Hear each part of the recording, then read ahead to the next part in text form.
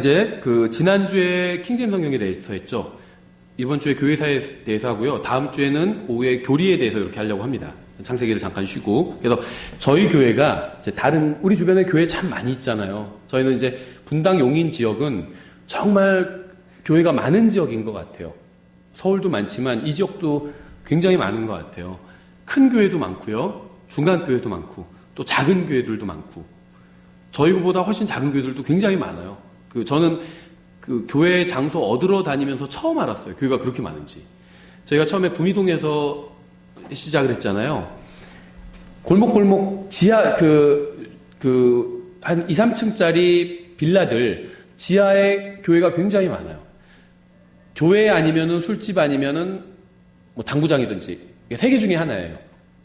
당구장은 많이 없어져 가고 있고 술집 아니면 교회예요. 지하가 다. 그래서 제가 알아보고 다닌 장소 중에 하나도 술집이었어요. 근데 거기를 얻어서 교회로 할까 이렇게 고민을 했다가 가격이 좀 안 맞아서 안 했었거든요. 그래서 교회가 정말 많습니다. 이렇게 교회가 많은데 왜 교회를 또 하고 있냐 의아해할 수가 있죠. 그래서 저희가 기존에 있는 다른 교회 일반 교회와 다른 점들이 좀 있죠.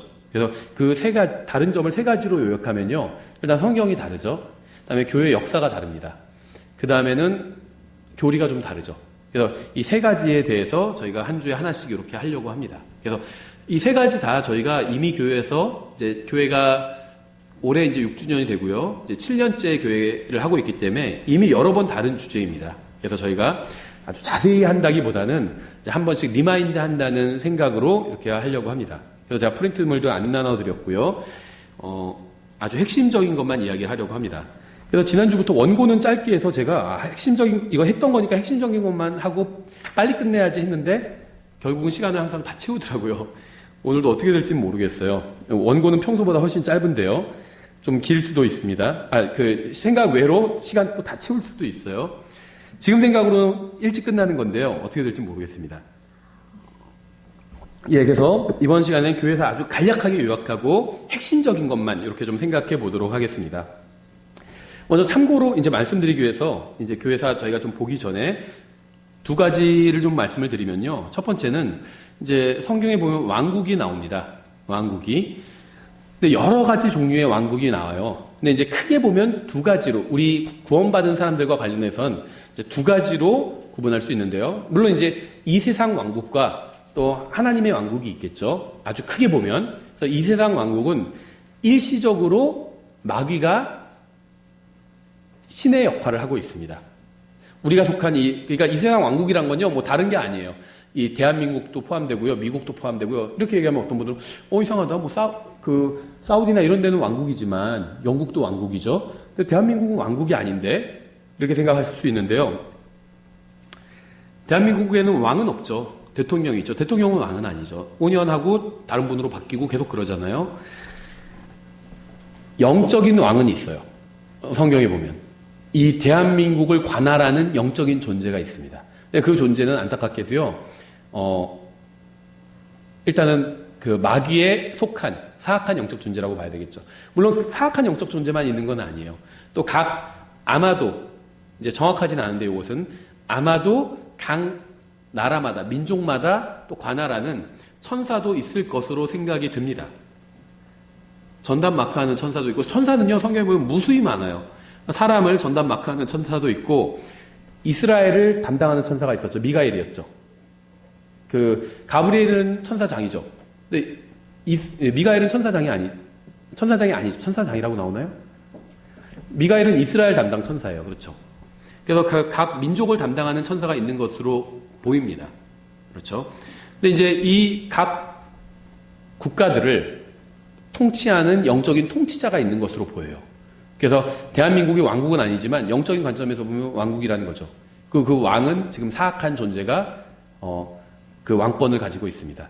그리고 그런 사악한 존재들을 통틀어서 또 그런 모든 존재를 다스리는 이 세상의 신으로서의 마귀가 이 세상 전체에 대한 왕권을 가지고 있죠.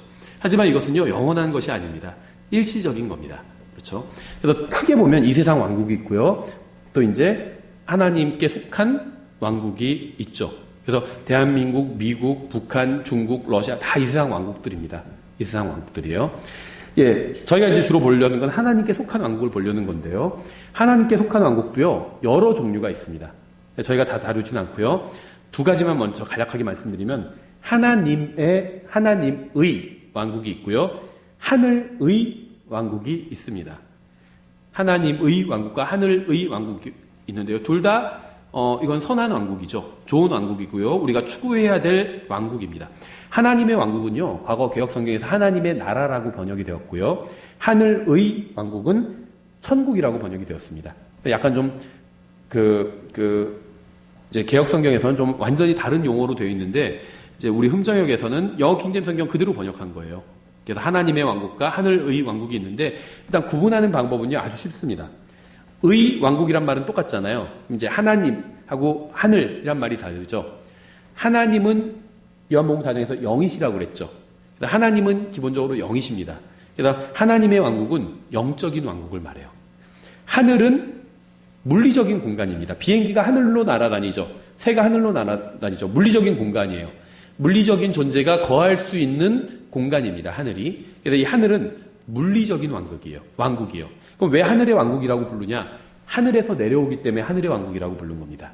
그래서 이것이 나중에 이제 천년왕국이 돼버리는 겁니다. 이 왕국이 와서. 그리고 예수님께서 나중에 재림하실 때 가져오실 왕국이 바로 이 하늘의 왕국이에요.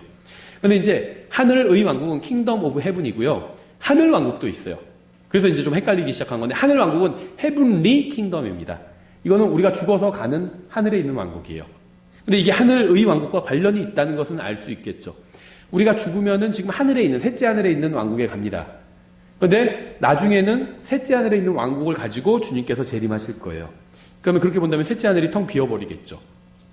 예, 그래서 계속 이제 왕국에 대해서 더 들어가면 약간씩 이야기가 복잡해질 수 있어요. 그래서 저희가 더 들어가진 않고 하나님의 왕국과 하늘의 왕국이 있다는 얘기를 드리고요. 이 하늘의 왕국은 물리적인 왕국입니다. 그래서 이 왕국은요, 주로 이스라엘 백성과 관련이 있어요. 예수님께서 재림하셔서 눈에 보이게 통치하실 그 왕국과 관련이 있습니다.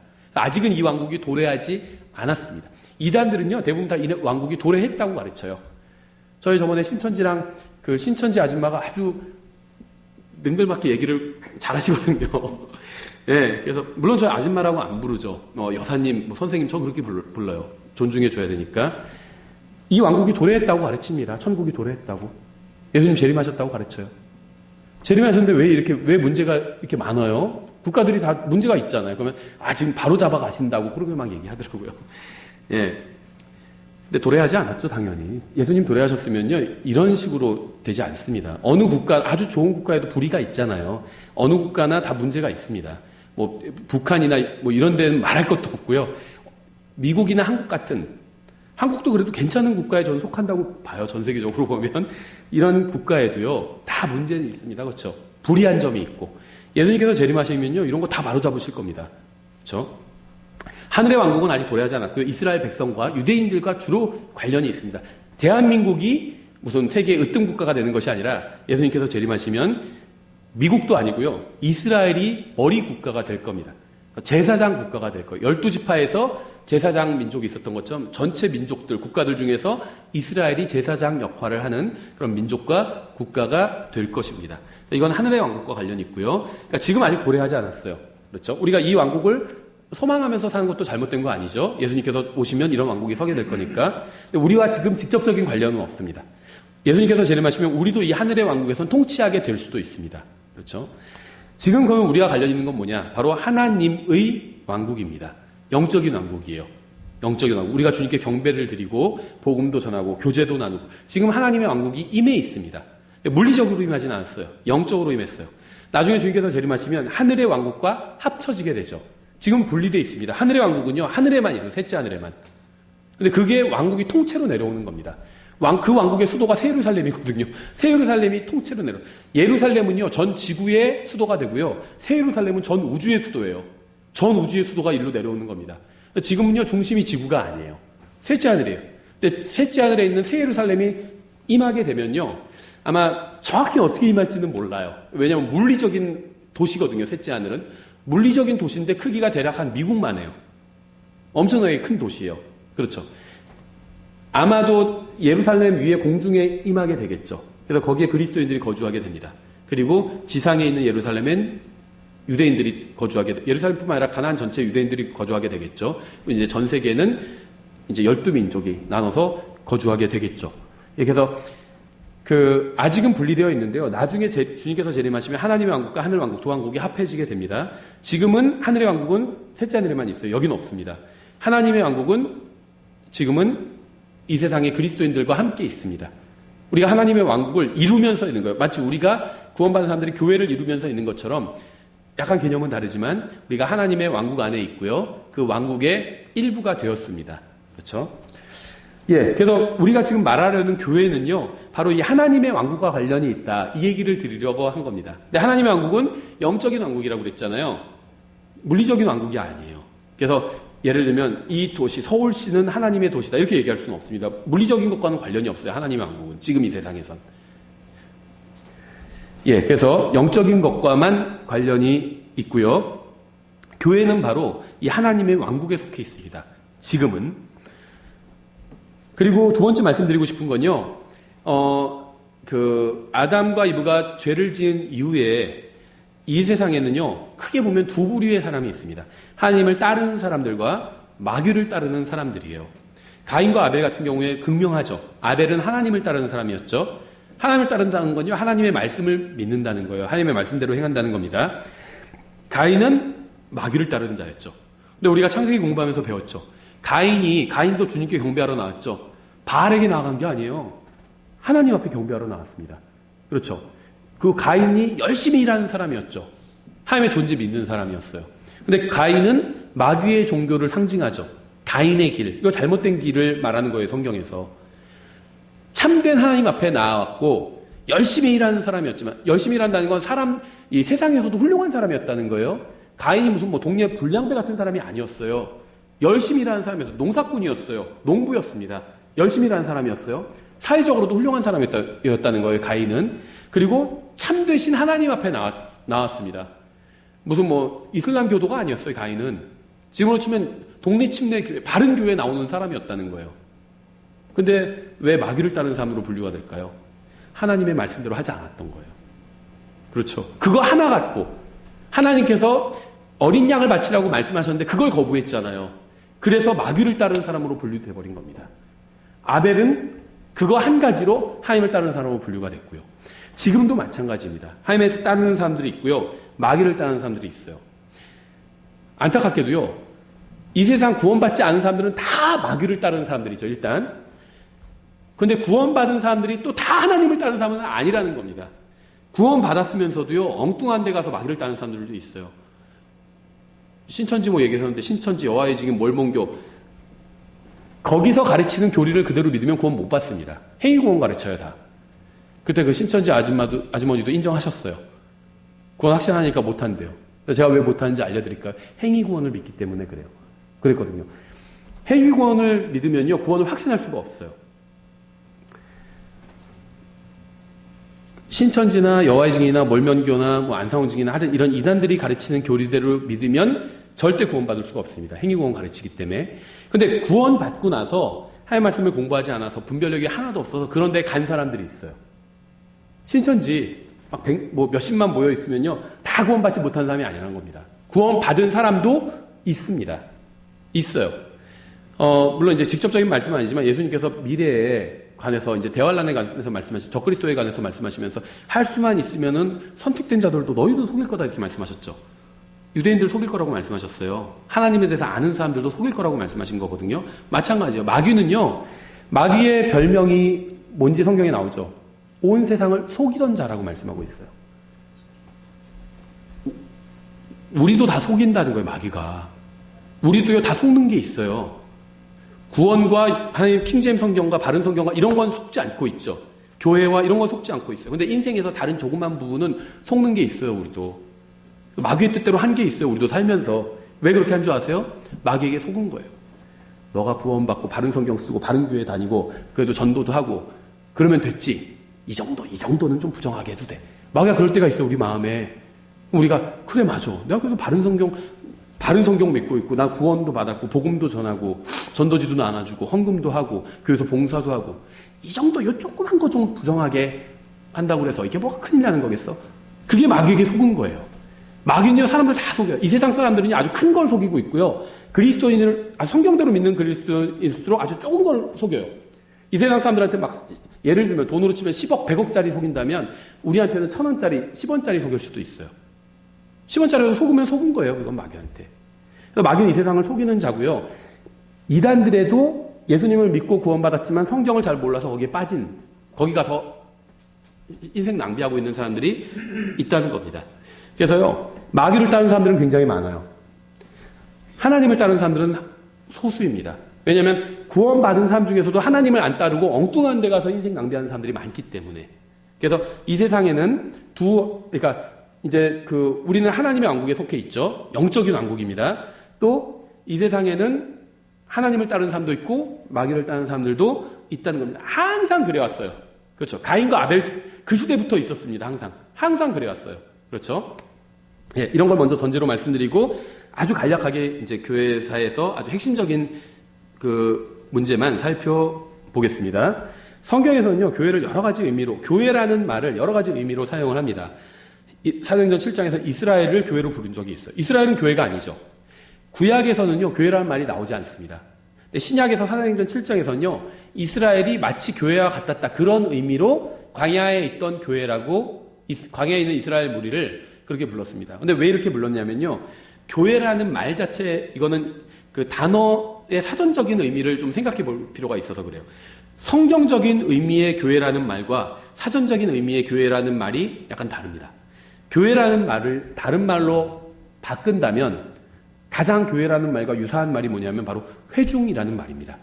영어로 보면 church라는 말이 있고요. 그다음에 회중은 congregation인데요. 실제 성경을 번역할 때 영어 성경을 번역할 때 번역자들이요, 이 에클레시아, 교회가 그리스어로 에클레시아죠. 에클레시아를 회중이라고 번역할까, church라고, 교회라고 번역할까, 이걸 두고 고민을 했었습니다. 왜냐하면 의미가 같아요. 사실은 모인 무리들이에요. 교회라는 말 자체가 의미하는 게. 근데 이제 거기에 성경적 의미를 더하면 하나님께 부르심을 받고 모인 무리들입니다. 이게 교회의 이제 사전적인 의미예요. 그렇게 본다면 이스라엘 백성도 가나안에서 종노릇하고 있다가 하나님의 약속의 땅으로 가라는 하나님의 부르심을 받고 모인 무리들이잖아요. 그런 의미에서는 이스라엘도 교회와 같은 거죠. 사전적인 의미에선. 근데 성경적인 의미로 본다면, 성경적인 의미의 교회는 뭐냐면요, 예수님을 믿고 구원받은 사람들의 모임입니다.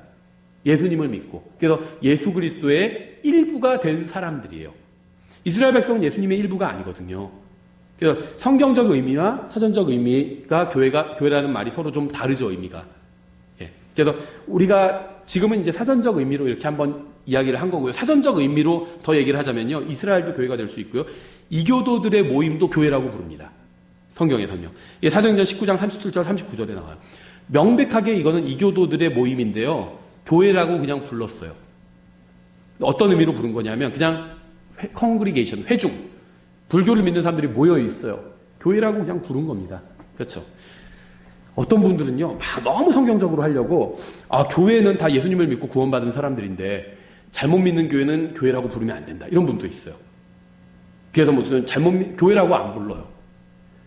조금이라도 잘못된 건 그대로 사용하면 안 된다. 이렇게 믿는 분들이 있어요. 그래서 어떤 분들은요, 월화수목금토 이런 말도 쓰면 안 된다. 월요일은 불의 신의 날이고, 월요일은 달의 신의 날이고, 화요일은 불의 신의 날이고, 왜 그런 말을 그대로 쓰냐? 그럼 어떻게 해요? 그러니까 월요일은 둘째 날이고, 화요일은 셋째 날이고, 수요일이 넷째 날이죠. 주일이 첫째 날이니까. 근데 그렇게 하면요, 대화가 안 돼요. 그렇죠? 믿는 사람끼리는 대충 한다 해도 주일, 첫째 날 이것까지 하는데, 야, 우리 셋째 날 만나자, 넷째 날 만나자. 그러면 믿는 사람끼리도 대화가 안 되는데 안 믿는 사람이랑 어떻게 얘기해요? 그냥 그거는 그렇게 얘기하죠.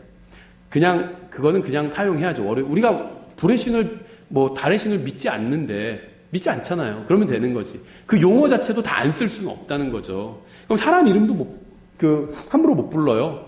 사람 이름도요, 특히 우리나라 같이 한자 쓰는 그 이름들은요, 의미가 있잖아요. 그렇죠. 용을, 용처럼 어떤 사람, 이런 의미가 있고요. 그 이름에 용자 들어가면 다 그 용이잖아요. 그럼 성경에서 그 드래곤은 다 마귀인데, 그 사람 이름 어떻게 불러요? 그렇게까지 의로울 필요는 없는 거죠. 그렇죠. 예. 그래서 이교도들의 모임, 우리가 다른 교회도 그냥 교회라고 부를 수 있는 거예요. 이런 우리 교회에서 아마 이런 얘기가 좀 낯설 수 있는데요. 어떤 킹제임 성경 믿는 어떤 분들은 아주 교회라고 부르지도 않아요. 대한민국에는 교회가 없대요. 대한민국에 다 교회가 10개밖에 없다 이래요. 그런 식으로 대화를 하면 대화가 힘들어지죠. 그렇죠. 그런 식으로 할 필요는 없다는 겁니다. 목사도 마찬가지죠. 저희 그 교회 알아보기를 다닐 때요. 여자 목사님도 있었어요. 지하에. 뭐라고 불렀을까요, 제가? 목사님이라고 불렀을까요? 아주머니라고 불렀을까요? 목사님이라고 불렀어요. 목사님이라고. 자기가 목사라고 하는데 목사님이라고 부르죠. 스님 보면요. 저는 스님이라고 불러요. 그렇죠. 신부님 보면 신부님 이름하고 부르죠. 이건 그냥 예의죠. 예의. 예, 제가 그 사람을 신부님을 파더라고 생각하는 건 아니죠. 예, 그냥 그렇게 불러주는 거죠. 그 목사님, 여자 목사님 제가 목사라고 생각 안 해요. 저는. 근데 그분의 그게 그래도 직책이 그거니까 그냥 그렇게 불러주는 거죠. 이런 걸 다 거부하면요. 대화가 안 돼요. 제가 아주머니라고 부르면 아니면 여사님이라고 불러도 일반적으로 높여주는 말이지만 그분은 이상하게 생각하겠죠. 자기가 목사인데 여사님이라고 부르면 그렇죠. 이상하게 생각하겠죠. 그렇게 할 필요는 없다는 겁니다. 예를 들어 성경에서는요. 그냥 사전적인 의미로 이스라엘도 교회라고 부르고 이 교회들의 모임도 교회라고 불러요. 그 다음에 이제 성경에서 성경적인 의미로 교회라고 부르는 게 세 가지가 있는데요. 첫째는 저희 같은 지역교회들. 특정한 지역에서 믿는 사람들이 모여서 함께 모이는 이런 모임도 교회라고 부릅니다. 에베소에 있는 교회, 갈라디아에 있는 교회, 라우디게아에 있는 교회 이런 교회들이 다 지역교회예요. 굉장히 많이 나와요. 이 지역교회에 대한 거는. 그 다음엔요. 예수님을 믿는 이 세상에 있는 사람 중에 예수님을 믿는 사람들 전체를 또 교회라고 부릅니다. 이걸 성경에서는 그리스도의 몸이라고 불러요. 예수님을 믿는 사람들은 다 이 그리스도의 몸에 속해 있는 겁니다. 신천지에 있어도요, 예수님을 믿고 거기 갔으면은 그 다음 그리스도의 몸 안에 일단 속해 있는 거예요. 장로교에 있어도, 순복음교에 있어도 그리스도의 몸 안에 속해 있는 겁니다. 그렇죠? 세 번째는요, 영광받은 교회예요. 이 교회는 죄가 없이 온전한 교회입니다. 지금은 이제 하늘에 그 일부가 있는 거죠. 그 나중에 영광받은 교회가로 드러나게 되겠죠. 예, 성경은요, 교회를 여러 가지로 부르는데요. 먼저 우리가 앞에서 살펴본 그리스도의 몸이라고 교회를 부르고 있습니다. 교회라는 말은요, 한 110번 정도만 나와요, 성경에. 그 중에서 한 100번 정도는 지역교회를 의미하고 있고요. 나머지가 이제 한 10번 정도가 이제 그리스도의 몸으로서의 교회를 말하고 있는데요. 이제 성경에서 그리스도의 몸을 교회라고 부르고 있습니다. 대표적인 게 에베소서 1장 23절인데요. 교회는 그분의 몸이니 곧 모든 것 안에서 모든 것을 충만하게 하시는 분의 충만이니라. 그래서 교회가 그분의 몸이다. 이렇게 말하고 있죠. 여기서 이제 그리스도의 몸이라는 말이 나온 거죠. 두 번째는요, 이제 건축물이라고 부릅니다. 근데 여기서 말하는 건축물은요, 사람을 말하는 거예요. 이 사람을요, 영적인 돌들이에요. 우리가 한 사람 한 사람이 영적인 돌입니다. 그래서 우리를 가지고 교회를 만드신 겁니다. 이 건물을 말하는 게 아니에요. 예, 센터플라자 505호가 저희 교회죠. 예배당이죠. 506호죠. 여기는 예배당은. 예배당이지만 이 건물이 교회는 아니에요. 우리들이 교회입니다. 모인 사람들이 교회인 거예요. 예, 그래서 건물을 성경에서 교회라고 부르지만 문맥을 읽어보면 이 베드로전서 2장에서 부르고 있는데요. 이 문맥을 읽어보면 우리가 모이는 이 장소를 교회라고 부르지는 않는 거예요. 믿는 사람들을 영적으로 건물과 같다 이렇게 부르고 있는 겁니다. 세 번째는 그리스도의 신부라고 부르고 있어요. 계시록 19장에서. 네 번째는 에베소서 3장에서 가족이라고 부르고 있습니다. 가족. 또 에베소서 2장에서요. 다섯 번째 하나님의 거처라고 부르고 있어요. 하나님의 거처. 다음에 고린도전서 3장에서는요. 열매들이 열리는 밭이라고 불리고 있습니다. 그래서 성경은 교회를 이제 이렇게 6가지로 대표적으로는 부르고 있어요. 다 특징이 있죠. 건축물로 하나씩 서로 지어져 가는 거고요. 또 예수님의 몸을 이루고 있고요. 나중에 우리는 예수님과 어린 양의 혼인식을 올리게 되죠. 그래서 정말 부부와 같은 친밀한 사이로 영원히 주님과 함께 살게 되는 거예요. 그리고 하나님의 가족이 되었죠. 또 하나님께서 거하시는 거처가 되었죠. 또 열매들이 열리는 밭이 되었죠. 하나님께서 우리를 통해서 성령님의 열매가 열리는 거거든요. 그래서 하나님의 열매가 하나님께서 하시는 일이 우리를 통해서 드러나게 되는 겁니다. 예, 교회사의 특징을 저는 3가지 구절로 정리를 해봤는데요. 교회가 2000년 됐잖아요, 역사가. 그 2000년 교회사를 돌아보니까 이 3구절로 정리해 볼 수 있겠더라고요. 마태복음 13장 33절인데요. 이렇게 되어 있어요. 또 그분께서 다른 비유를 그들에게 말씀하시되 하늘의 왕국은, 이건 사실 교회에 관한 말씀은 아니에요. 하나님의 왕국이 아니니까. 제가 이제 특징을 보여준다는 겁니다. 하늘의 왕국은 마치 어떤 여자가 다져다가 굵은 가루 서말 속에 숨겨 넣어 마침내 전부를 부풀게 한 누룩과 같으니라. 우리가 마태복음 공부할 때 자세히 공부하겠지만 일단 여자가 나왔어요. 근데 성경에서는요, 처녀가 나오면 긍정적입니다. 교회를 상징할 때가 있어요. 그냥 여자가 나왔으면 어떤 여자가 나왔죠. 이건 약간 좀 긍정적인 건 아니에요. 그런데 부정적인 여자인 것 같아요. 왜냐하면요, 가루 서말 속에 누룩을 넣었습니다. 누룩을. 누룩은요, 성경에 보면요, 100% 부정적으로 씁니다. 단 한 번 누룩 있는 빵을 먹으러 갈 때 그때는 긍정적인데요. 그 외에는 다 부정적으로 써요. 근데 그때도 긍정적인 거는 인간의 어떤 죄와 부족함을 상징하는 거예요. 누룩은 성경에서요, 죄를 상징합니다. 아니면은 거짓 교리를 상징해요. 바리새인들의 누룩. 잘못된 거짓 교리를 상징합니다. 누룩은 잘못된 거예요. 그래서 성경에서 복음서에서는요, 누룩을 거짓 교리라고 합니다. 교회에요, 거짓 교리를 넣었어요. 어떤 여자가. 누룩을 넣은 겁니다. 그랬더니 부풀어 올랐어요. 외형은 아주 커졌습니다. 근데 안에 내실이 없는 거죠. 예, 그래서 이 비유는 하늘의 왕국에 대한 것이기는 하지만 우리가 그냥 영적으로 한번 적용해 보자는 겁니다. 교회에. 그래서 교회가 외형은 커졌지만 뭔가 잘못되어 있다는 겁니다. 거짓 교리가 들어가 있어요. 누룩이 들어가 있죠. 이게 이제 이 교회, 일반적인 교회라고 불리는 모든 교회들 얘기를 하는 거예요. 교회의 특징을 잘 보여준다고 생각합니다. 기독교계의 특징을. 두 번째는요, 마태복음 7장인데요. 잘 아시는 구절이에요. 13절에 너희는 좁은 문으로 들어가라. 멸망으로 인도하는 문은 넓고 그 길이 넓어 거기로 들어가는 자가 많고 생명으로 인도하는 문은 좁고 그 길이 좁아 그것을 찾는 자가 적으리니라. 좁은 문으로 들어가라고 말씀하셨죠. 어려운 문은 아닙니다. 생명으로 인도하는 문이요, 어려운 문이라고는 안 했어요. 좁다고만 했습니다. 좁아요. 좁지만요, 왕복 8차선 이상이에요. 왜냐하면요, 멸망으로 인도하는 문이 왕복 300차선이에요. 예를 들면. 근데 좁은 문은요, 왕복 8차선이에요. 갈 수 있어요. 경부고속도로 같은 달릴 수는 있어요.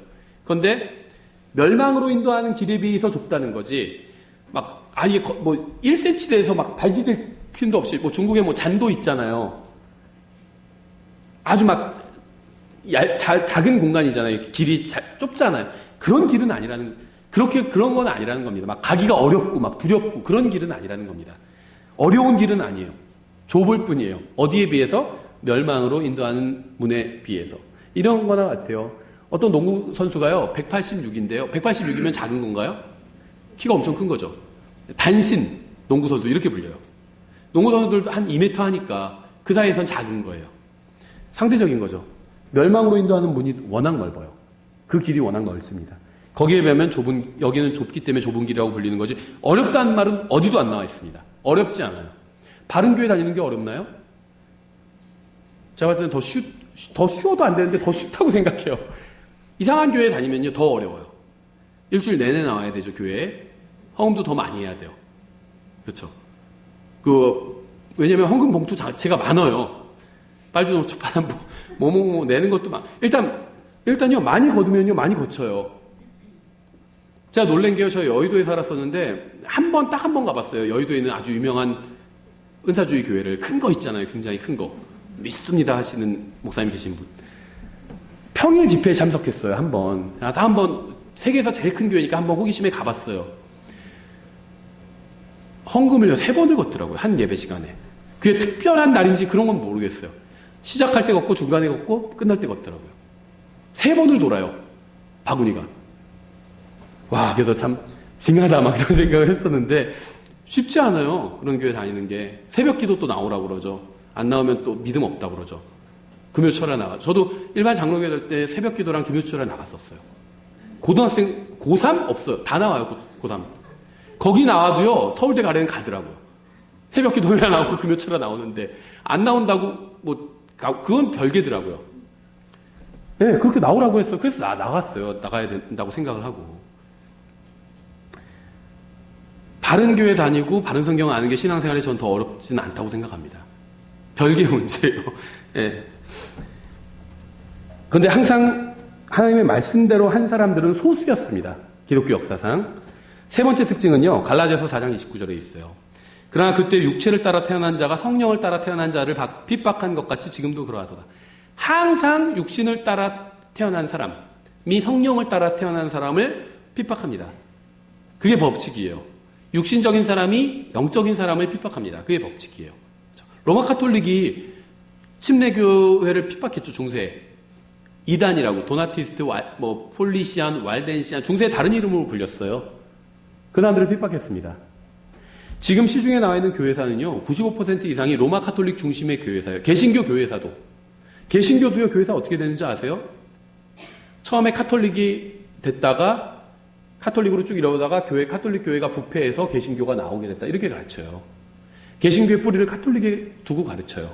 물론 이제 자기들은 아예 그냥 교회 뿌리, 역사를 장로교면 칼빈부터 이렇게 설명하고 그럴 수도 있겠지만 그 이전도 설명합니다. 어거스틴 다 얘기하잖아요. 어거스틴은요, 일종의 카톨릭 교회를 만든 사람 중에 하나예요. 어거스틴이 구원받지도 못했다. 이런 말은 아닙니다. 저는 구원 받았을 거라고 생각해요, 어거스틴이. 근데 구원받은 거 빼고는 나머지는 다 엉터리예요. 어거스틴은 대부분은. 그 사람 근데 위인으로 알고 있죠. 왜 그럴까요? 95%의 교회사가 그 사람을 훌륭하다고 설명하니까 훌륭한 줄 아는데 그 사람은요, 전형적인 카톨릭 교인이었어요. 전형적인. 그 카톨릭 교회의 뼈대를 만들어준 사람이에요, 어거스틴은. 저희가 시간이 없으니까 다 설명하지 않지만, 카톨릭이 남미 어떻게 선교했죠? 지금 남미의 종교는 카톨릭이죠. 남미가 어떻게 돼서 카톨릭화 됐죠? 한 손에는 총, 한 손에는 성경 갖고 가지도 않았지만 카톨릭 교리식 갖고 간 겁니다. 총 들이대고 너 카톨릭 믿을래 안 믿을래? 그러니까는 안 믿으면 죽일 거고 믿으면 살려줄 거야. 그러니까 그럼 믿을래요. 그러니까 그러면 넌 이제 카톨릭 교인이야. 이렇게 된 거예요. 그게 카톨릭 선교 방식이에요. 전형적인. 근데 그런 뼈대를 만들어준 사람이요. 어거스틴이 물론 사람을 잡아다 죽여라 이런 거 가르치지는 않았지만 이 하나님의 왕국과 제가 처음에 설명드린 하늘의 왕국을 혼합한 사람입니다. 그래서 이스라엘에게 하늘의 왕국에 관한 걸 주셨고요. 교회에게 하나님의 왕국에 관한 걸 주셨는데 이걸 섞어버렸어요. 그래서 교회가 이스라엘을 계승했기 때문에 이 세상에 있는 이 물리적인 왕국들을 정복해 나가야 된다. 이런 식으로 가르친 사람이에요, 어거스틴이. 이걸 정리한 책이 그 신국론이에요. City of God. 하늘에 있는 하나님의 도시에 대해서 말하는 것 같죠, 곡 제목은. 아니에요. 이 세상에 있는 것들을 다 하나님의 도시로 만들어야 된다. 어떻게? 무력으로. 안 믿으면 때려서라도 믿게 하면 된다. 이렇게 가르친 겁니다. 신국론이. 물론 저처럼 안 하고 더 아주 훌륭한 언어로 표현했지만 요약하면 그 내용이에요. 예. 그래서 항상 육신을 따라 태어난 사람이 육신을 따르는 사람들이 성령님을 따르는 사람들을 핍박했습니다. 그래서 항상 하나님을 따르는 사람들이요 소수였어요. 그래서 과거에는 최초의 그 분리가 바로 가인과 아벨에서 일어나게 되죠. 그 다음에는 가인의 종교와 아벨의 종교가 각각 전수가 됩니다. 가인의 노선을 걷는 사람들과 아벨의 노선을 걷는 사람들이 인류 역사 6,000년이라면 항상 있었다는 겁니다. 그리고 교회의 역사에도 마찬가지로 이런 구분이 그대로 이어지게 됩니다. 물론 주의해야 될 게요. 교회가 이스라엘을 계승한 것은 절대 아닙니다. 다만 이스라엘도 과거에 하나님을 따르는 부류에 속했었고 한때 지금은 아니에요. 과거에 속했었다는 거죠. 교회도 하나님을 따르는 부류에 교회가 속해 있는 거죠. 그래서 하나님을 따르는 부류라는 데서는 같은 라인이지만 교회가 이스라엘을 계승한 건 아닙니다. 이스라엘은 이스라엘이에요. 나중에 다시 등장하게 될 겁니다. 교회로 대체된 게 아니라는 겁니다. 근데 교회로 대체됐다 이렇게 가르치는 사람이 바로 어거스틴이에요. 그래서 이 어거스틴의 이런 교리를 그대로 이 교리가 그대로 카톨릭의 교리가 되었고요. 개신교회도 절반은 종교개혁에 어떤 성공을 했죠. 성경으로 돌아왔습니다. 절반. 구원에 대해서랑 첫 번째는 그다음에 성경에 대해서 이 두 가지는 성경으로 돌아왔어요. 그런데 나머지 교리들은 성경으로 돌아오지 못했습니다. 그래서 유아 세례, 국가와 종교의 문제 다 성경으로 돌아오질 못했어요. 왜냐하면 어거스틴을 따르고 있기 때문에. 그래서 개신교에서도 어거스틴은 위인이라고 하죠. 어거스틴을 잘못했다 이렇게 하면 이단이라고 그래요. 카톨릭과 개신교에서는 위인입니다. 성경적으로 보면 어거스틴은 형편없는 교리를 가르친 사람이에요. 이 사람이 구원받지 못했다는 얘기는 아닙니다. 구원은 받았을 거예요. 그러나 형편없는 교리를 가르친 사람입니다. 여기서요, 과거에 지금은 침례교가 이렇게 그냥 번듯하게 있지만요, 침례교회라는 말을 사용한 것은요, 불과 몇백 년이 되지 않습니다. 종교개혁 당시에는요, 제침례교도라는 고 이렇게 불렸어요. 제침례교도. 그 전에는 뭐라고 불렸냐? 그런 이름으로 불리지도 않았습니다. 왈덴시안, 폴리시안, 이런 이름으로 불렸는데요. 까따리, 여러 가지 이름으로 불렸어요. 근데 그런 이름들이 주로 두 가지인데요. 그 이름 장명하는 게 첫째는요. 그 지도자의 이름을 따라서 부릅니다. 두 번째는 지명을 따라서 불러요. 어느 골짜기의 사람들 이런 식으로 부르는 겁니다. 아니면 어느 누구를 따르는 사람들 이런 식으로 불러요. 예를 들면 우리는 죽전동에 있잖아요. 죽전파 이렇게 부르는 겁니다. 교회가 세상과 결탁해버려서요. 교회가 권력을 잡았어요. 근데 이거는 껍데기만 있는 잘못된 교회죠. 예수님을 진실하게 믿는 사람들은 이런 교회와 단절하고 도망가 버렸거든요. 그래서 그런 도망간 교회를 그 지역의 이름에 따라 부르든지 아니면 그 목사의 이름을 따라 부르든지 이런 식으로 명명해 버린 거예요. 처음에 교회가요, 탄생했을 때 예수님께서 부활하시고 승천하시면서 교회가 이제 탄생했다고 보죠. 물론 교리적으로 뭐 따져볼 여지가 있겠지만 일반적으로 얘기할 때 사도행전 2장에서 오순절 날 교회가 탄생했다. 이렇게 우리가 이야기를 하죠. 그래서 이제 사도행전 2장에서 교회가 2장에서 탄생해서 이제 교회가 지금까지 이어져 왔습니다. 그런데 사도행전을 보면요. 교회는 그 당시에 불법이었어요. 그 당시에는 로마가 이제 그 서방 세계를 로마 제국이 점령하고 있었고요. 로마 제국의 황제는 곧 신이었습니다. 로마 제국의 황제와 로마에서 공인하는 신들이 있죠. 그리스 로마 신화에 나오는 그 신들이 있어요. 그리스 로마 신화는요, 서로 같은 뿌리를 두고 있어요. 그리스 신화, 로마 신화가 서로 그 주신의 이름을 다르게 부를 뿐이지 서로 같은 대상을 섬기고 있는 겁니다, 사실은. 그래서 이 그리스 로마 신화에서 인정하는 그 신들과 그다음에 로마 황제, 다신교죠. 그 신들을 믿지 않고 다른 신을 주장하거나 하나님을 믿으면 반역하는 겁니다. 그렇죠. 이거나 똑같아요. 난 우리 대통령 안 믿고 다른 사람을 난 대통령을 믿는다. 그런 거나 마찬가지예요. 그러니까 국가 어떤 반역죄의 죄를 지게 되는 거죠. 그래서 교회가요, 이 사도행전 시대에는 그러니까 초기 교회 시대에는요, 불법 단체였습니다. 소수였을 수밖에 없죠. 불법 단체였기 때문에. 근데 교회는 특징이 핍박하면, 배가 부르면은 수가 줄어들고, 그런데 핍박하면 수가 늘어나요, 교회는. 그래서 핍박을 했더니 계속 늘어납니다, 수가. 그러니까 수가 계속 늘어나다 보니까 나중에 콘스탄틴 때는 공인해 주게 되죠. 왜냐면요, 이미 제국의 절반은 기독교인이에요. 너무 많이 늘어나 버렸어요. 그러니까 이걸 계속 불법 삼을 수가 없는 겁니다. 우리도 가끔 가다가 무슨 그 국가적으로 어떤 큰 날일 때, 명절 때 사면 같은 거 하잖아요. 그러면서 이제 감옥에 갇힌 사람들만 사면해 주는 게 아니라 무슨 뭐 벌점 먹은 사람들, 이런 사람들 다 같이 사면해 주고 그러거든요. 그래서 전 국민의 어떤 범죄화가 되는 것을 막기 위해서 그렇게 하는 거예요. 일종의. 그래서 이 콘스탄틴이 좋은 생각을 해내게 됩니다. 이 사람은 정치인이에요. 어떤 생각을 하게 되냐면 제국의 상당수가 기독교인이고 나머지는 이제 그리스 로마 신화를 믿는 사람들이죠.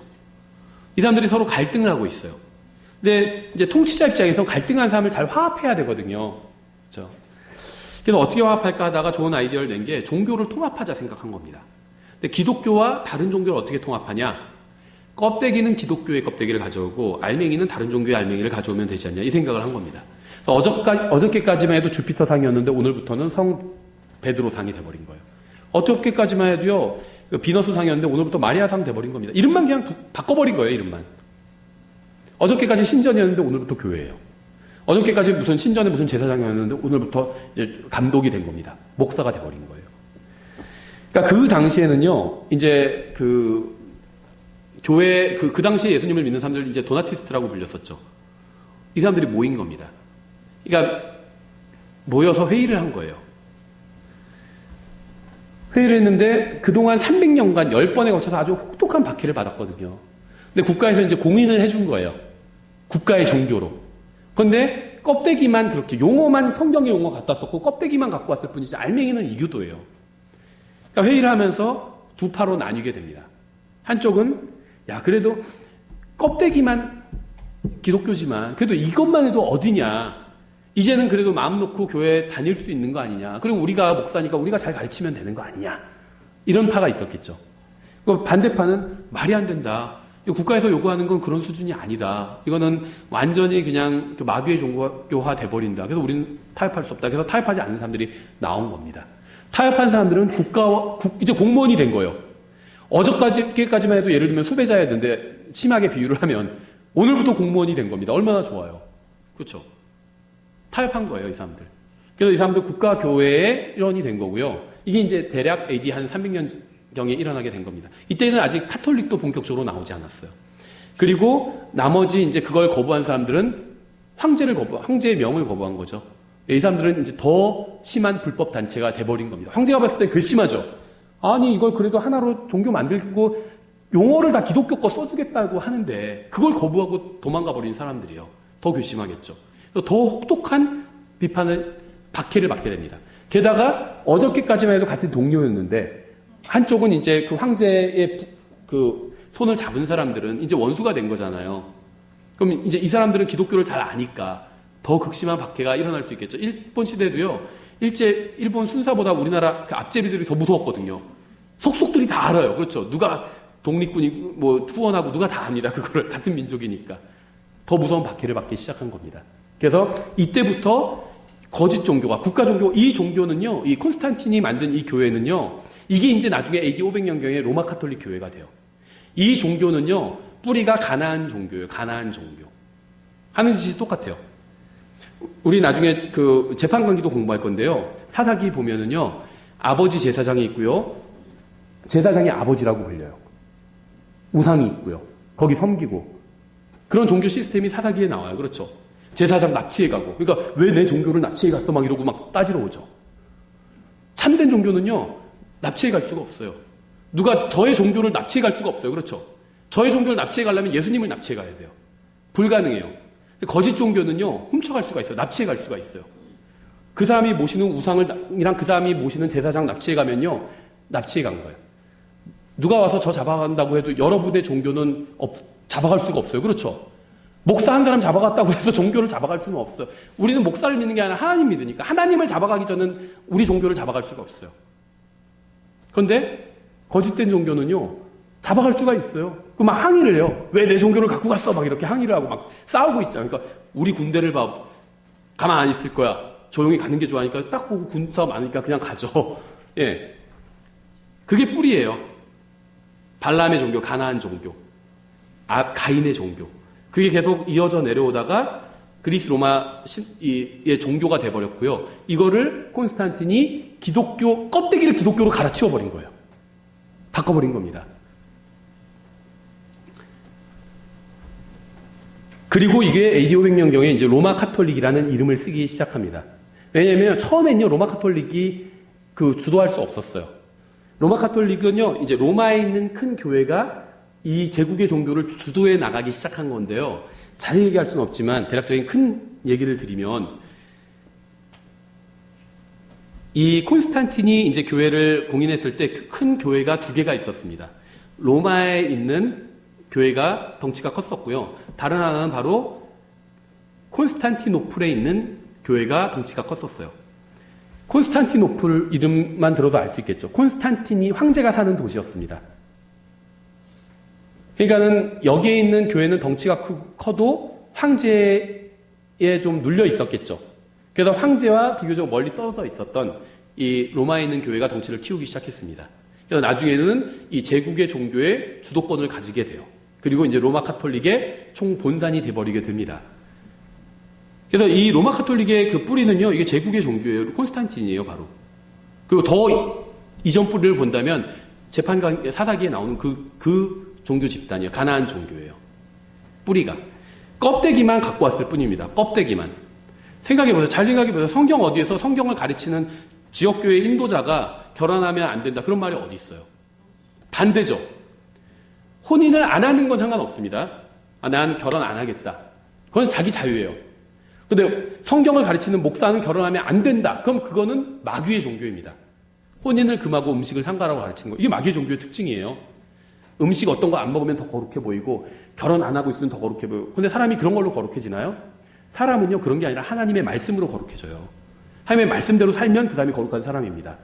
뭐 음식 좀 자극적인 거 안 먹는다고 해서 거룩한 사람이 되는 게 아니라는 거죠. 결혼 안 한다고 해서 거룩한 사람이 되는 게 아니에요. 결혼 안 해도 성적으로 더 문란할 수도 있어요. 결혼해도 더 문란할 수도 있고. 결혼 여부와는 상관이 없어요. 도덕적인 문란함은 결혼 여부와 거의 관련이 없더라고요. 그렇죠. 하나님 말씀대로 사느냐, 이것과 관련이 있는 거지. 다 얘기할 수는 없지만은 이 이방 종교의 특징을 그대로 갖고 있습니다. 로마 카톨릭은 뿌리가 거기서부터 왔기 때문에. 그래서 이 종교는요, 뿌리가 가인까지 올라가고 더 올라가면 마귀까지 다 했어요. 그래서 하나님을 따르는 사람들을 항상 박해해 왔습니다. 그래서 자기들이 교회라는, 기독교라는 이름을 차지하고 나서는 이제 도나티스트들 중에 하나님을 진심으로 믿는 사람들 중에도 타협하고 온 사람들이 있다고 그랬잖아요. 그래서 이제 기독교의 어떤 교리가 약간은 들어가게 됩니다. 그리고 이제 참된 교회를 아주 극심하게 더, 로마 황제보다 더 심하게 로마 교회가 박해를 하게 됩니다. 그래서 참된 교회는요, 불법이에요. 그러니까 교회 간판을 달 수가 없어요. 우리 식으로 하면 우리 교회를요, 분당 침례교회 이렇게 이름을 붙이는 순간 불법이 되고 바로 수사 들어오는 겁니다. 못해요. 그래서 다른 이름으로 부른 겁니다. 예를 들면 경찰들이 조직폭력배를 뭐 용팔이파 막 이렇게 부르는 거죠. 용팔이파가 자기네를 용팔이파라고는 안 하거든요. 그렇게 분류를 한 거예요, 경찰들이. 그것처럼 이 로마의 교회가 참된 교회를 분류한 겁니다. 왈덴시안, 폴리시안, 우리 식으로 하면 죽전동파, 우진파 이런 식으로. 너 어디 다녀? 난 우진파에 다녀. 그럼 뭐 이단 같잖아요. 그렇게 분류하기 시작한 거예요, 교회들. 예, 그래서 항상 참된 교회는 소수를 차지했고요. 거짓 교회는 다수를 차지하게 되었습니다.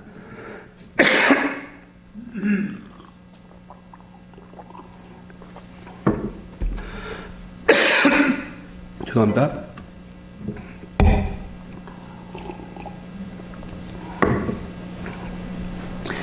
그래서 이 교회사 전체로 봤을 때, 저희가 한 10분만 더 하겠습니다. 교회사 전체로 봤을 때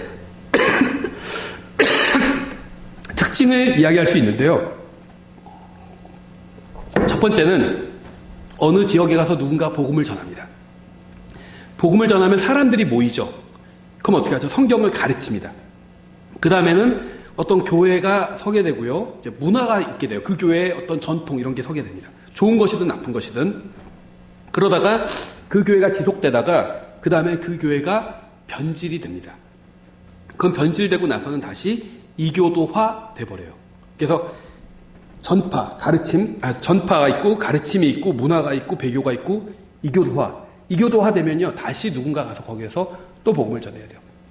예를 들면요, 이제 이 사이클이 짧게는 몇백 년, 길게는 뭐 1000년간 일어나게 되는 사이클이에요. 복음이 가장 먼저 전해진 지역은 유럽 지역이었죠. 소아시아 지역과 그 다음에는 로마, 스페인, 사도 바울이 전도 여행을 다녔잖아요. 유럽 지역에 복음이 전해졌습니다. 지금은 유럽 지역은요, 이교도화 되어버렸어요.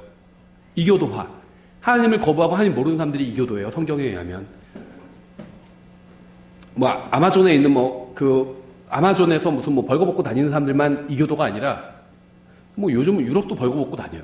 마찬가지예요. 그러니까는 이교도예요. 하나님을 모르고 하나님 거부하는 사람들이 이교도입니다. 아마존만 그런 게 아니라 유럽도 그래요. 그럼 거기 가서 누군가 다시 복음을 전해야 되죠. 이교도화가 되면요, 거기는 다시 누군가가 들어와서 복음을 전해야 됩니다. 모든 지역이 그래요. 사도 바울이 복음을 전했죠, 유럽에. 그리고 성경을 가르치고 교회들을 세웠죠. 교회가 세워놨어요. 섰어요. 그런데 그 다음에 교회가 배교에 갔습니다. 배교했다는 건 하나님의 말씀 떠났다는 거예요. 모든 교회가 다 이런 사이클을 거치게 됩니다. 미국에 있는요, 킹제임스 성경을 믿는 바른 교회들도 이 사이클 다 거치게 돼요. 한 세대, 두 세대를 못 버텨요. 100년이 지속이 안 돼요. 바른 교회가. 다 무너져 내립니다. 주님께서 늦게 오시면요, 저희 교회 어떻게 될지 모르죠. 저희도 아마 이 악순환 거치게 될 거예요. 대부분이 다 그래요. 그럼 어떻게 하냐? 다른 사람이 나서 다시 복음 전하고 다시 교회를 세우게 됩니다. 50년 후에 본당 침례교회가 세상과 완전히 타협해버릴 수도 있다는 거, 우리 세대가 다 가고 나서. 그럼 어떻게 되는 줄 아세요? 다시 성경 바르게 믿는 사람이 옆에 바로 다른 교회를 세워요. 더 성경대로 믿는 교회, 뭐 이런 식으로 세우게 됩니다. 그게 모든 교회사의 사이클이었다는 겁니다. 그래서 이걸 다른 말로 하면요, 사람이 나와서 복음을 전해요. 운동이 일어납니다. 사람들이 막 모이는 것 자체가 운동이에요. 그 다음에는 이것이 어떤 시간이 지나면 사람들이 많이 모이잖아요. 그럼 이것이 어떤 대학이나 대학교, 어떤 큰 단체가 돼버려요. 그 다음에는 이것이 이제 기념비화 돼버립니다. 안에 알맹이는 싹 없어져버리고요, 기념비처럼 남아버린다는 거예요. 그럼 남는 것은 물질주의만 남아버리는 겁니다. 하버드 대학이 왜 하버드 대학이 처음에 설립됐는지 아세요? 복음을 선포하는 목사들을 길러내기 위해서 설립이 되었어요. 근데 지금은 복음 전도와 전혀 관련 없는 기관이 돼버렸죠. 이 사이클이 한 500년간의 사이클로 그렇게 돼버린 겁니다. 그래서 이 교회사의 악순환은요, 한 500년, 1000년을 두고서 일어납니다. 일어나요. 예, 더 간단히 말씀드리면은, 교회사가 크게 보면은, 제가 이렇게 말씀을 드렸죠. 전체 교회를 다 넣어서 하나의 우리가 교회사라고 이렇게 이야기할 수 있고, 이제 그런 특징을 제가 말씀드렸는데, 더 면밀하게 본다면, 하나님을 따르는 사람들, 바르게 정말 하나님 말씀대로 믿는 사람들은 항상 소수였고요. 다수는 하나님의 말씀을 거부한 그런 사람들이었습니다. 그래서 이 소수와 다수가 항상 서로 충돌을 하게 되는데요. 항상 교회사에는 여러 가지 문제가 있었는데 가장 큰 대표적인 두 가지 문제만 말씀드리고 마치면요. 바로 성경 문제와 침례 문제였어요. 하나님을 제대로 믿는 사람들은 소수였지만 성경대로 믿었었죠. 그게 하나님을 제대로 믿는 거죠. 그러다 보니까요, 성경을 필사를 많이 했습니다. 그래서 지금 5,700개 정도의 신약 성경 필사본이 남아있다고 말씀드렸죠. 그 중에서 95%는요, 바른 필사본이에요. 근데 연대는 짧아요.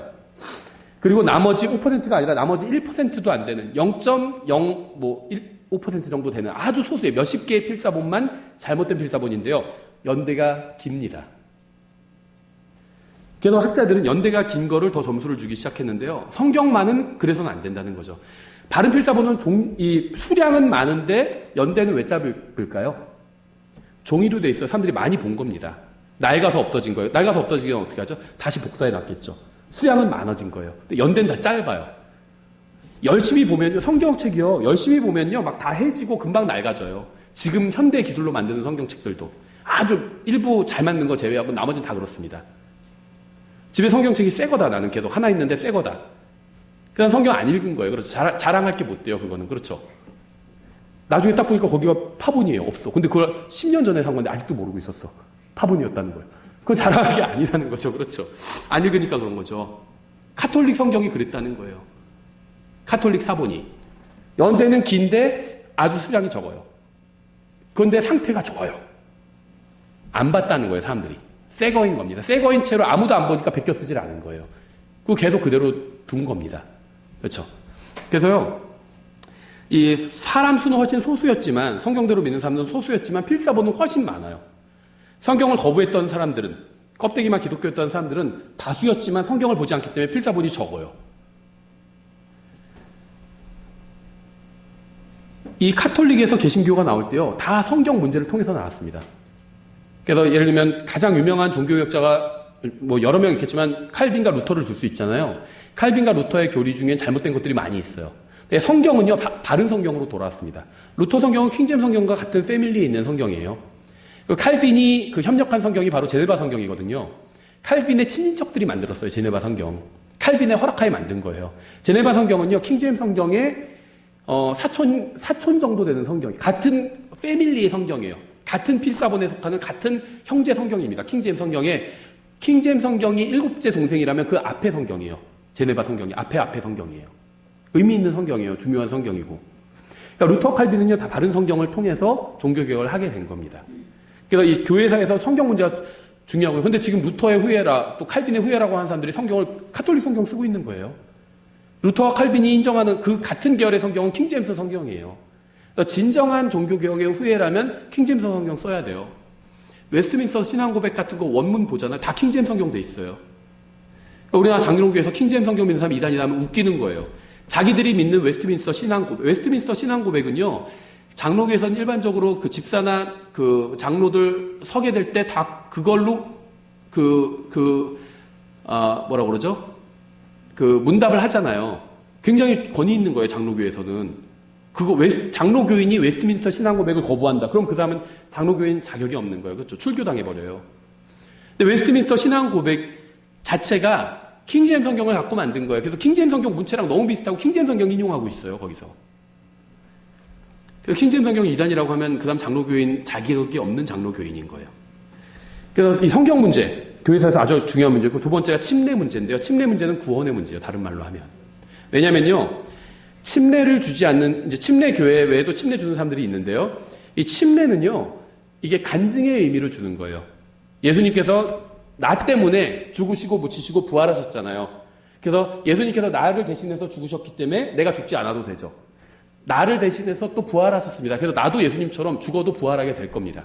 그렇죠. 침례는 간증이에요. 그래서 예수님께서 나를 십자가에서 죽으시고 묻히시고 부활하신 것을 나는 믿는다. 이런 간증의 의미로 침례를 받는 겁니다.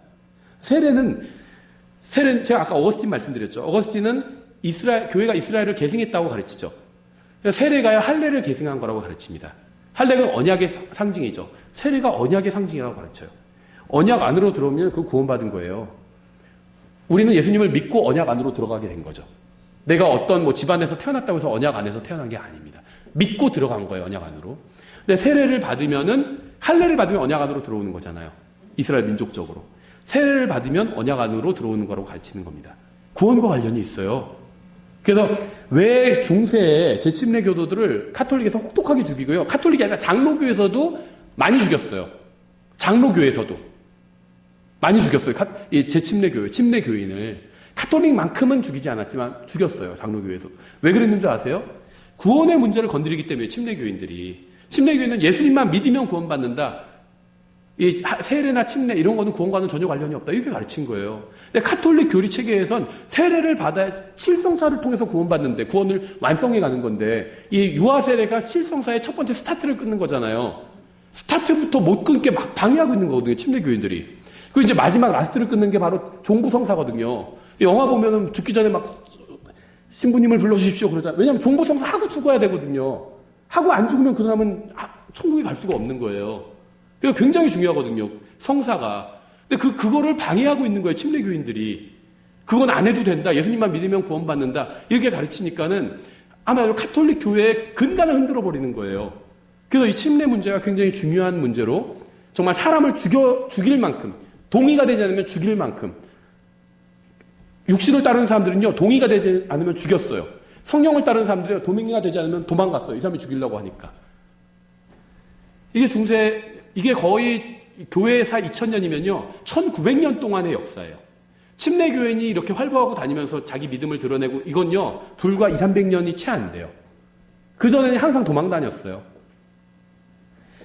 그래서 저희가 교회사를 간략하게 살펴봤습니다. 저희가 오전에 설교할 때 이제 매일 해야 될 것 중에 하나가 십자가를 지고 따르라고 했잖아요.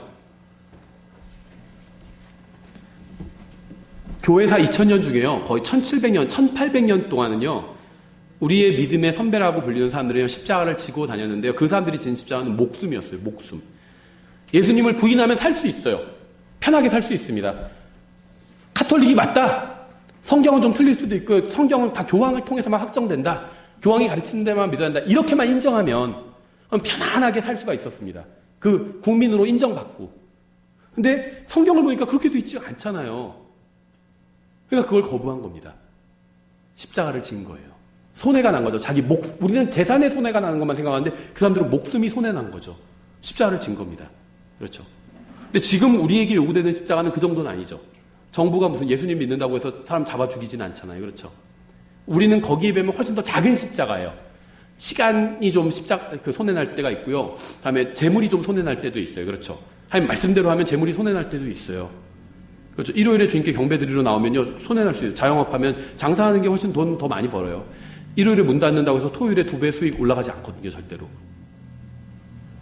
과거에 우리 신앙의 선배들이 졌던 십자가에 비하면요. 훨씬 가벼운 십자가입니다. 근데 우리는 이것도 막 고민할 때가 있다는 거죠. 그래서는 안 되겠죠. 그래놓고는 나는 성경대로 믿는 사람이다. 이렇게 해서는 안 되겠죠. 성경대로 믿는다는 건요. 행위가 동반돼야 돼요. 행위가. 믿음 없는 행위는 죽은 것이라고 말씀하고 있잖아요. 난 믿는다. 예수님 믿어하고 성경도 안 읽고 교회도 안 가고 그럼 그 사람 예수님 믿는 사람이라고 볼 수가 없겠죠. 열매가 하나도 없는 겁니다. 자기는 믿을지 몰라도 마음속으로는. 그래서 우리가 말로만 우리 예수님을 믿는다 하면서 대가를 치르지 않는다면 아직 신앙생활을 하고 있지 않은 겁니다. 영적으로는 패배한 거예요. 그리고 하나님 앞에서 심각한 문제가 있는 겁니다. 그래서 저희가 아주 교회사를 저희가 지금 다른 각도로는 여러 번 살펴봤습니다. 그래서 핵심되는 이야기만 아주 간략히 살펴봤는데 역시 원고가 작은데 시간은 더 오래 걸렸네요. 죄송합니다. 기도하고 찬양하고 마치겠습니다. 기도하겠습니다. 하나님 아버지, 저희가 교회사의 중요한 문제를 아주 간략하게 살펴봤습니다. 저희가 정말 주님께서 저에게 명하신 대로 정말 자기의 십자가를 지고 날마다 주님을 따르는 삶을 살 수 있도록 도와주시기 원합니다. 정말 우리의 믿음의 선배들은 정말 주님을 따르기 위해서 자신의 가진 재산뿐만이 아니라 정말 명예와 목숨까지도 정말 아까워하지 않고 버려두고 주님을 따랐습니다. 저희가 정말 주님의 뜻대로 살 때 정말 이 세상에서 일어나는 어떤 작은 손해에 너무 민감하지